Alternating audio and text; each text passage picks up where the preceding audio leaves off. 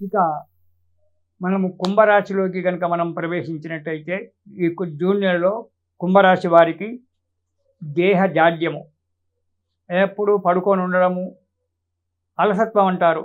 దేని యందు కూడా ఆలోచన లేకుండా ఎప్పుడు పడుకొని ఉండడము, ఏ పని కూడా చేయకపోవడము అనేది ఉంటుంది.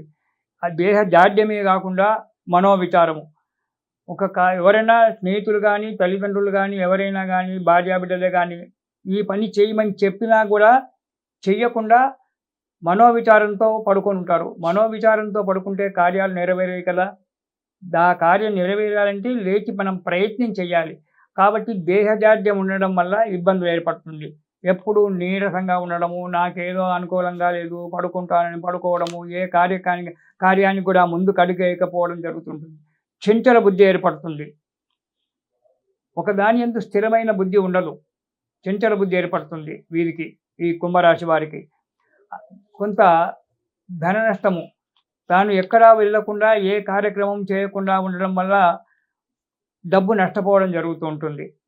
కాబట్టి ఈ నెలలో ఈ కుంభరాశి వారు తగు జాగ్రత్తగా ఉండడం మంచిది. ఇక మొదటి వారం కనుక చూసుకున్నట్టయితే కుంభరాశికి అన్నింటా విజయమే జరుగుతుంటుంది. యత్నకార్య సిద్ధి మంచిగానే ఉంది. కీర్తి ప్రతిష్టలు పెరుగుతాయి. కానీ దేహదార్ఢ్యం వదిలిపెట్టదు. ఆఫీస్‌కి వెళ్ళాలన్నా వెళ్ళాలి అని అనుకుంటూ నిదానంగా వెళ్ళడము, ఆఫీసులో మాటలు తినడము, అధికారుల చేత మాటలు పడడం అనేటువంటిది జరుగుతూ ఉంటుంది. జాగ్రత్తగా ఉండాలి. ఇక రెండవ వారంలో కూడా అనుకున్న కార్యక్రమాలు నెరవేరడము జరుగుతూ ఉంటుంది. బంధువులతో, స్నేహితులతో కూడుకొని ఉండడము, విందులు వినోదాలకు వెళ్ళడము, ఇవన్నీ కూడా జరుగుతూ ఉంటాయి. అనుకున్న కార్యక్రమాలు కొంతవరకు సిద్ధిస్తాయి కుంభరాశి వారికి రెండవ వారంలో. ఇక మూడవ వారంలో గనుక మనం చూసినట్టయితే అనుకోని సంకటనలు ఏర్పడడం, సంకటం అంటే కష్టం, అనుకోని కష్టాలు రావడం అనేటువంటిది ఏర్పడుతూ ఉంటుంది మూడవ వారంలో. అధికమైనటువంటి ధనాన్ని డబ్బు ఖర్చు పెట్టడం జరుగుతుంటుంది. అపకీర్తి పాలవుతారు. దుష్ట స్నేహితుల సాంగత్యం ఏర్పడుతూ ఉంటుంది. కాబట్టి దానివల్ల చాలా జాగ్రత్తగా మూడవ వారంలో ఉండాలి కుంభరాశి వారు. ఈ జూన్ నెలలో మూడవ వారంలో అపకీర్తి పాలు కావడానికి ఆస్కారం ఏర్పడుతుంది. కాబట్టి అలాంటివి కాకుండా జాగ్రత్తగా ఈ దేహదార్ఢ్యాన్ని వదిలిపెట్టి, మనోవిచారాన్ని వదిలిపెట్టి, మనోధైర్యంతో ముందుకు అడిగేయండి. ఇక నాలుగవ వారంలో చూసినట్టయితే చంచల బుద్ధి. ఇప్పుడు ఒక మాట, ఇంకో 10 నిమిషాలకు ఇంకొక మాట మాట్లాడడం, దానివల్ల కీర్తి ప్రతిష్టలు చెడగొట్టుకోవడం అనేటువంటి జరుగుతూ ఉంటుంది. చంచల బుద్ధి ఏర్పడుతుంది.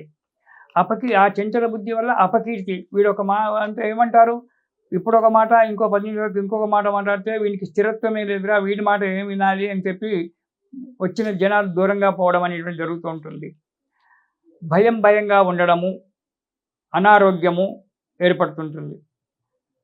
బంధుమిత్రులతో వియోగం అంటే బంధువులతో కానీ, స్నేహితులతో కానీ దూరంగా వెళ్ళడం. మనం చంచల బుద్ధి చేత ప్రవర్తన చేయడం ఒకటి, దేహదార్ఢ్యం వల్ల బయటికి వెళ్ళకపోవడం ఒకటి, వీటి వల్ల స్నేహితులు కానీ, కొందరు బంధువులు కానీ దూరం కావడం అనేటువంటిది జరుగుతూ ఉంటుంది.